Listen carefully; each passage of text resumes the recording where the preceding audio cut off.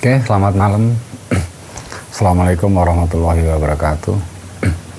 Senang kembali berjumpa dengan sahabat pencinta kisah misteri. Kita bertemu lagi di channel ini. Mudah-mudahan kita semua berada dalam keadaan sehat dan tidak kurang suatu apapun. Pada malam hari ini saya ingin kembali bercerita atau menceritakan ulang sebuah kisah yang saya alami. Jadi kisah pribadi yang benar-benar saya alami di masa lampau ya. Dan kisah itu sendiri sampai saat ini masih cukup berkesan di ingatan saya.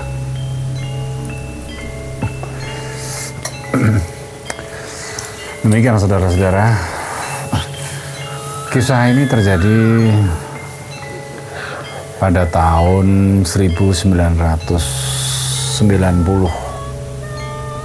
Jadi pada saat itu saya masih berumur 20 tahun, masih amat sangat muda dan kurang banyak pengalaman tentang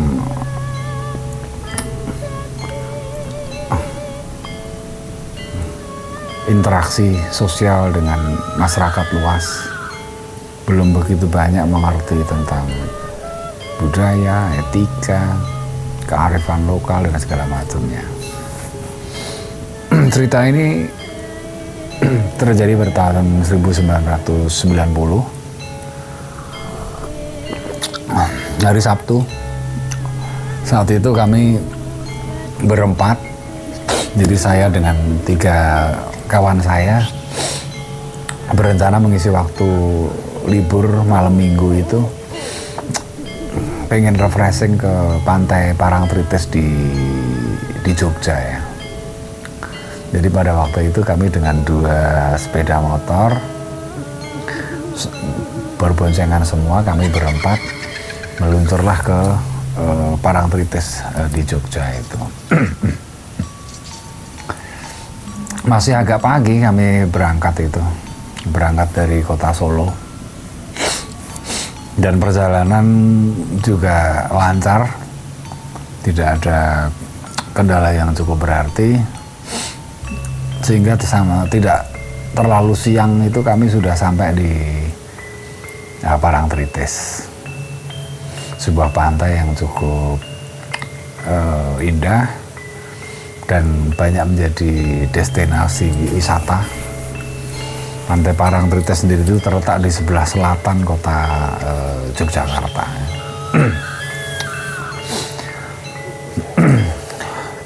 Masih belum terlalu siang, kami sudah sampai di Pantai Parangtritis. Setelah kami memarkirkan sepeda motor, maka kami berempat berjalanlah beriringan menuju ke lokasi pantai. Dan di Pantai Parangtritis itu ternyata ramai sekali pada saat itu. Jadi mungkin karena weekend ya, banyak yang memanfaatkan akhir pekan itu untuk berwisata, refreshing lah ke pantai. Demikian juga dengan kami berempat jalan ke tepi pantai, dan kami sejenak duduk-duduk di hamparan pasir di tepi pantai Parangtritis itu. Setelah kami lama ngobrol, akhirnya kami mulai berdiri mendekat ke arah air, karena di situ banyak juga pengunjung itu yang pada mandi di tepi laut itu. Banyak yang mandi, berenang di situ, banyak juga yang jalan-jalan, berbagai macam kegiatan. Dan kami pun berjalan ke pantai, bermain air, mencari pemandangan yang bagus, yang enak dilihat. Kami lihat sebelah kiri, ada tebing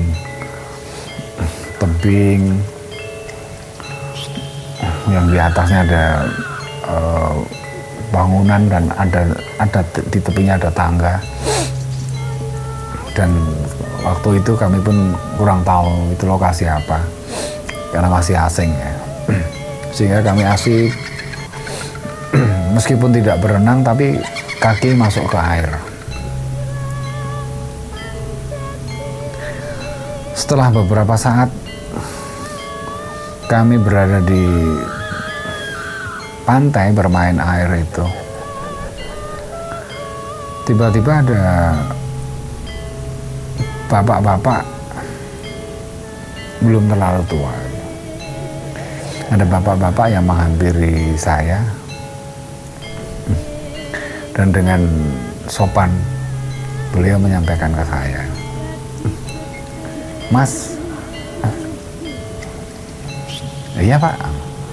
Waktu itu saya jawab gitu. Sebaiknya kalau sedang berada di lingkungan pantai Parangtritis ini, sebaiknya jangan menggunakan baju atau apapun yang berwarna hijau gitu. Dan spontan saya ngelihat yang saya pakai dan memang iya, kebetulan jaket yang saya pakai itu jaket yang di badannya ini warnanya putih, tapi di lengannya ini warna hijau, ini lengannya warna hijau. Masih dengan rasa penasaran saya tanya, "Emangnya ada apa Pak?" Lalu bapak itu masih dengan bahasa yang santun disampaikan ke saya, kalau menurut keyakinan masyarakat di sekitar Parangtritis ini, ketika kita sedang berkunjung ke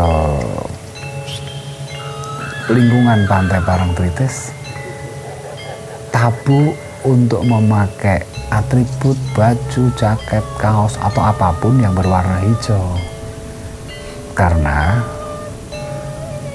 menurut keyakinan masyarakat di sini, warna hijau itu adalah warna ageman yang dipakai oleh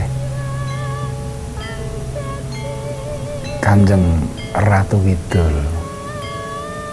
Sehingga sebaiknya kita tidak mempergunakan warna yang sama, karena mungkin akan terjadi hal-hal yang tidak diinginkan nantinya gitu. Melihat iktikat baik dari bapak-bapak yang sudah memperingatkan kami itu, akhirnya kami pun jawab dengan santun, "Oh iya Pak, terima kasih sudah dinasihati. Ini jaketnya nanti saya lepas." "Oh iya Mas, kalau gitu saya permisi." Lalu bapak itu mengucapkan itu dan berlalu pergi dari tempat itu.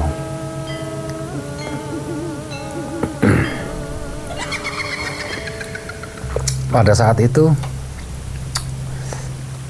di usia yang masih sangat muda, waktu itu umur saya sekitar 20 tahun, di saat kepribadian yang belum begitu matang, arogansi darah mudanya masih kuat,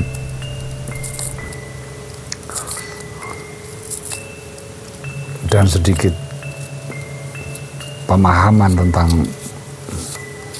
ajaran agama, sempat terpikir dalam pikiran saya,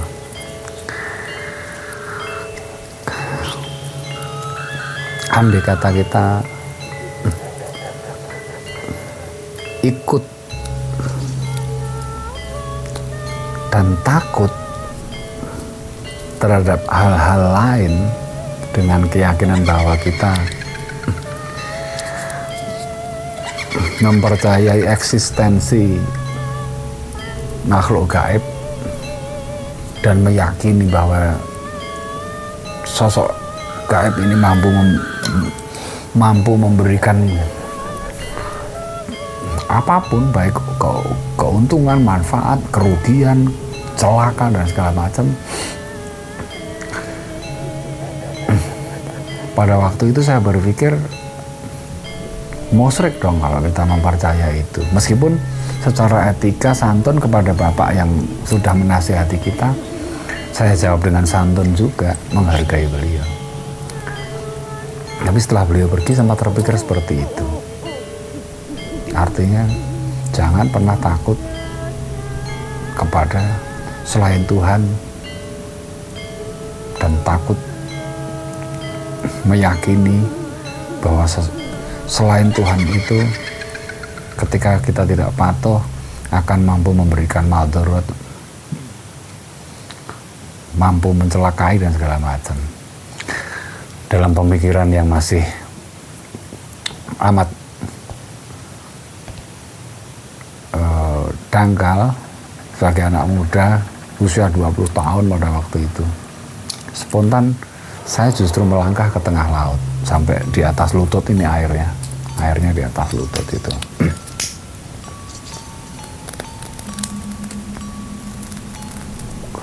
Lalu setelah sampai di agak ke tengah laut, saya dengan tangan saya begini, saya berteriak ke arah laut itu, saya menghadap ke laut itu. Hei, Nyi Roro Kidul, aku mati ora mergo kowe. Nah, aku mati mergo Gusti Allah.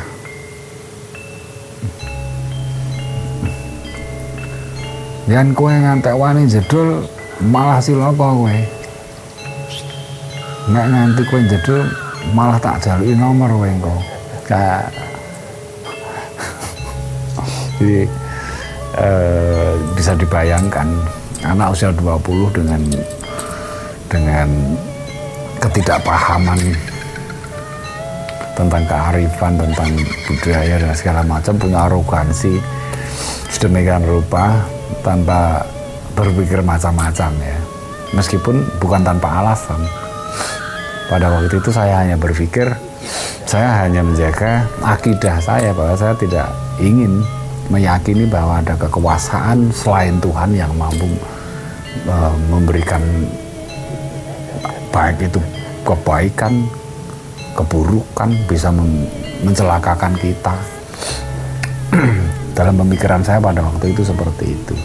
Jadi saya tidak ingin menduakan kepasrahan itu kepada selain Tuhan. Maksudnya seperti itu. Dan akhirnya setelah mengucapkan itu pun seperti tanpa beban pada waktu itu saya kembali. Dan akhirnya masih berjalan di sepanjang pantai Parangtritis itu menikmati suasana.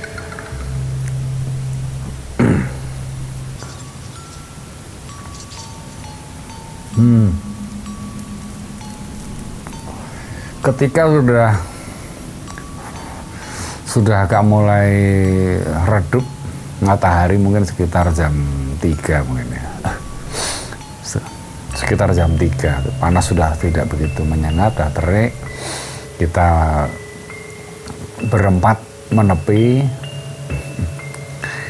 kita nongkrong di sebuah warung itu, kita minum, kita membeli minum di situ, air degan, sambil ngobrol-ngobrol dan segala macamnya itu. Dan seperti nggak teringat apa-apa atas peristiwa yang terjadi sebelumnya, tanpa beban seperti itu.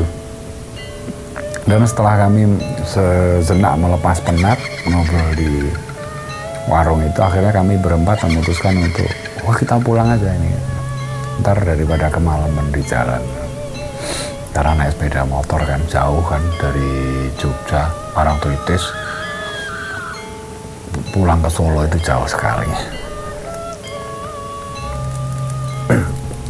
Lalu kami pun beriringan menuju ke tempat parkir.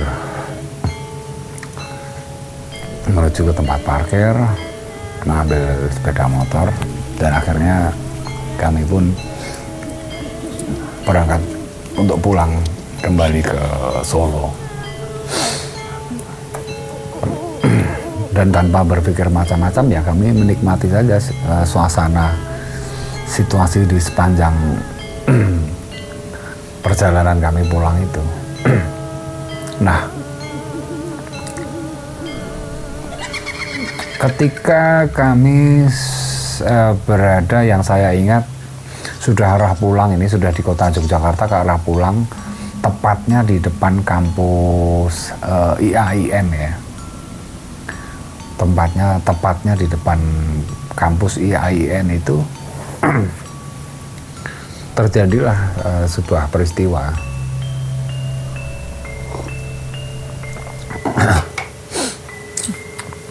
Ketika beriringan, motor saya ada di belakang, motor teman saya yang satu ada di depan. Di depan ini ada bis yang sedang berhenti, tiba-tiba berhenti, entah dia menurunkan penumpang atau apa, nggak tahu persis karena kita dari belakang. Nah, teman saya masuk, nyalip itu, set, lurus gitu ya. Saya berhenti di belakangnya karena tak tunggu ini bisnya nggak jalan-jalan gitu. Saya pun ikut, ambil kanan, set, tarik gas gitu. Cuma ada sedikit keanehan pada waktu itu, artinya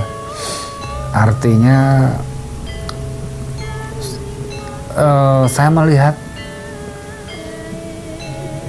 saya tiba-tiba mendongak ke atas gitu, seperti melihat apa ya, semacam ada kain yang besar sekali warna hijau itu di atas itu lepet-lepet itu. Jadi kainnya lepet-lepet itu di atas itu, sehingga refleks membuat saya mendongak ke atas, melihat ke atas itu. Dalam posisi saya udah nyalip bis ini, set gitu, dongak ke atas gitu. Dan dalam hitungan detik itu tiba-tiba udah bres gitu,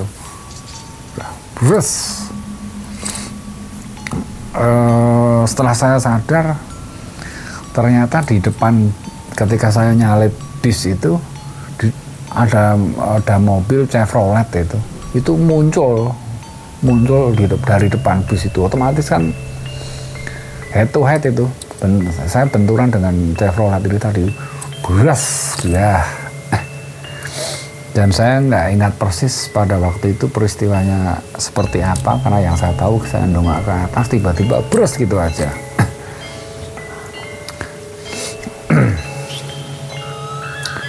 Cuman ada yang menarik, setelah bres itu, jadi setelah saya nabrak Chevrolet itu, bres itu, motor saya masih berdiri dan saya juga masih posisi duduk di atas motor. Dan teman juga masih duduk di belakang, masih bonceng saya. Cuma tangan kanan pegang setang, tangan kiri itu pegang tas teman saya yang saya bonceng ini. Jadi tas teman saya bukan bawa tas gini. Ketika bros itu, saya nggak sadar peristiwanya seperti apa, tiba-tiba tas itu talinya udah kepegang sama saya, dan tangan kanan saya masih pegang stang begini. Terus refleks saya nengok ke bawah, darah itu udah di aspal itu, darah itu mengalir itu. Spontan saya nengok ke belakang, nanya ke teman yang di belakang, kamu yang luka bagian apa ini? Teman yang di belakang ini jawab, aku nggak luka apa-apa gitu, nggak luka apa-apa gitu. Terus akhirnya karena motor masih berdiri, terus saya mau turun itulah saya jatuh jelek gitu. Ketika kaki saya menapak itu seperti kehilangan tenaga, jatuh. Jadi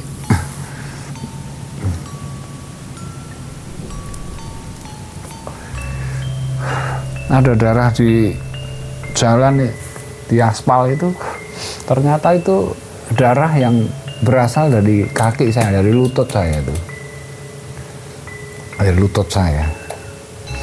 Jadi ini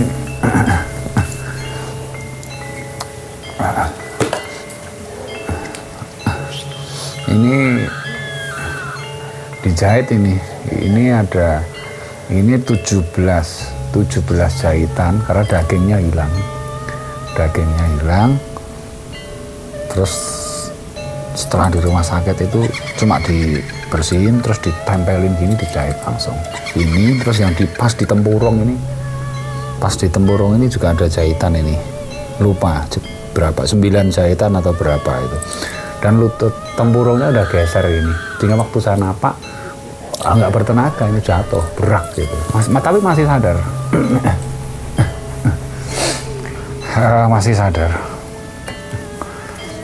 Akhirnya rame lah di situ. Di situ rame.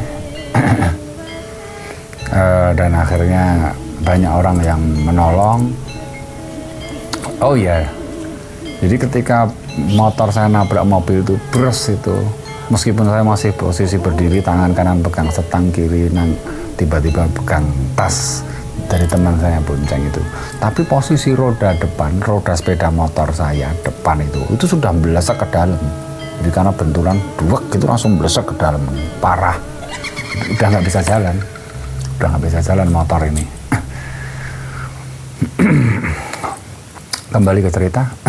Setelah itu saya ditepikan, masih sadar 100%, masih sadar. Jadi saya sama sekali tidak mengalami pingsan. Dan motor juga diusung ke pinggir, motor ditepikan oleh warga di sekitar yang menolong itu. Dan akhirnya nggak tahu gimana ceritanya, motor sudah ada yang ngurusin, dibengkelin. Terus motor Chevrolet yang bertabrakan dengan saya itu, saya dinaikkan di Chevrolet itu, dibawa ke rumah sakit. Pada waktu itu ke mana, Bethesda atau mana ya, kurang lupa deh, Bethesda itu. Nah disitulah ditangani. Jadi ada di paha yang dekat lutut itu ada ya kurang lebih 5 cm itu daging itu hilang. Setelah dibersihkan dengan alkohol mungkin ya, bersihkan itu, terus di daging ditempelin, dijahit. Demikian juga yang lutut setelah mendapatkan penanganan, jadi dislokasi tempurungnya udah dibenerin. Di bagian pas di lututnya itu ada 9 jahitan, jadi 17 jahitan dan 9 jahitan itu. Akhirnya saya diperbolehkan pulang. Saya juga lupa waktu itu. Pulang kelihatannya naik travel, kelihatannya. Diikutkan travel, pulang sampai ke rumah dan tanpa pingsan. Artinya dalam keadaan benar-benar sadar itu, mulai sampai rumah itu sadar betul. Nah, ada yang lucu,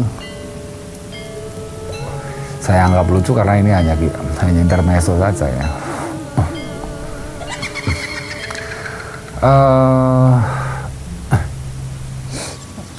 Malam hari saya sampai di rumah itu, teman yang saya bonceng itu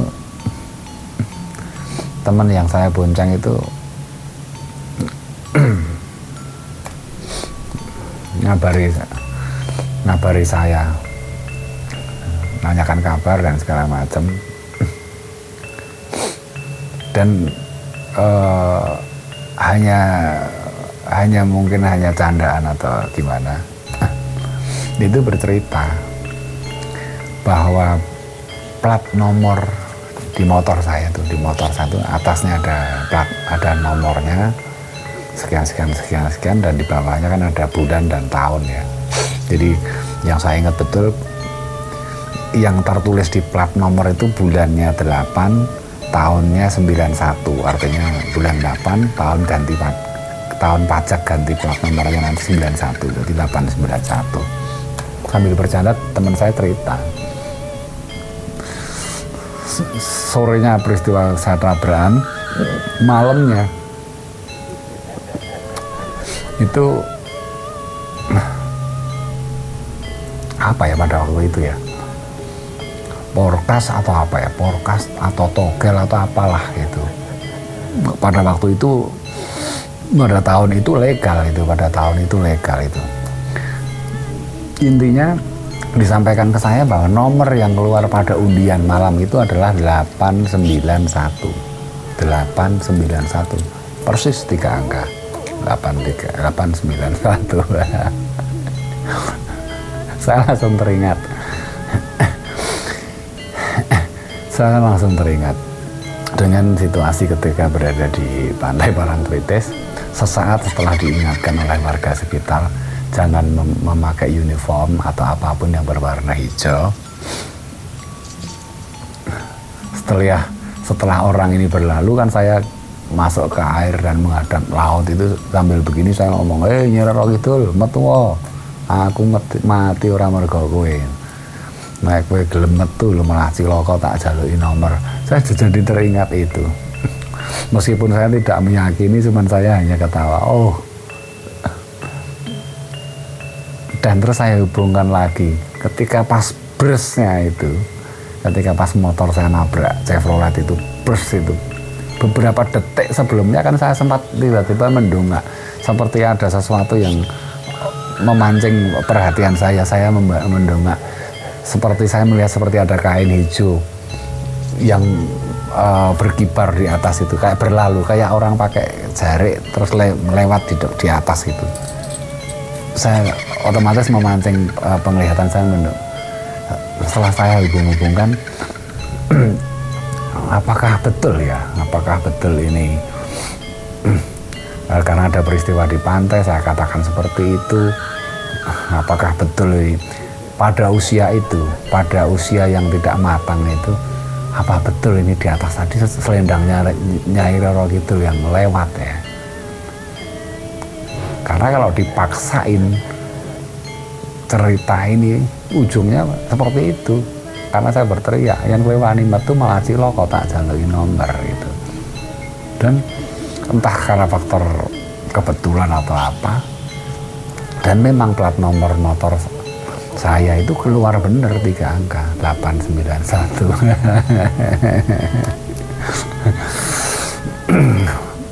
Ya meskipun itu hanya sekedar intermezzo, meskipun itu hanya sekedar cerita saja, sedikit banyak cerita itu memberikan pelajaran buat kita semua. Entah percaya, entah tidak, tapi etika itu tetap penting kita pakai dimanapun kita berada, kita berinteraksi dengan siapapun, karena etika itu adalah manifestasi dari tujuan kita hidup. Innama bu'istu liutammima makarimal akhlak, seperti yang disampaikan oleh Nabi Muhammad, bahwa sesungguhnya saya diutus ke dunia ini adalah untuk menyempurnakan akhlak. Jadi mudah-mudahan dengan ayat ini memberikan sebuah pemahaman bagi kita bahwa etika itu adalah tujuan dari diutusnya Nabi Muhammad ke dunia ini, sehingga kita meyakini bahwa etika itu menjadi sangat penting kita pakai, kita pergunakan di saat kita berinteraksi dimanapun dengan siapapun.